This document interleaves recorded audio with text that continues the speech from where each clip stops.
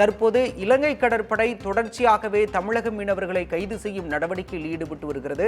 விவரங்களோடு செய்தியாளர் ஆனந்தன் இணைந்திருக்கிறார். ஆனந்தன், வணக்கம். தற்போது தமிழக மீனவர்கள் கைது செய்யப்பட்டிருக்கின்றனர். கைது செய்யப்பட்ட அனைவரும் எங்கு அடைக்கப்பட்டிருக்கின்றனர்? விவரம் என்ன?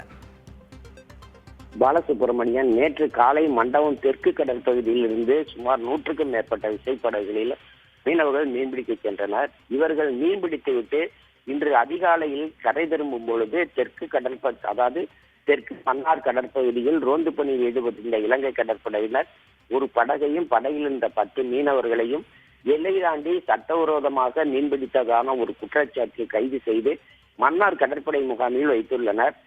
மீனவர்களிடம் முதற்கட்ட விசாரணைக்கு பின்பு மன்னார் மீன்வளத்துறை அதிகாரிகளிடம் ஒப்படைக்கப்பட்டு மீனவர்கள் அனைவரும் சிறையில் அடைக்கப்பட இருப்பதாக அங்குள்ள அதிகாரிகள் தரப்பில் தெரிவிக்கப்பட்டுள்ளது.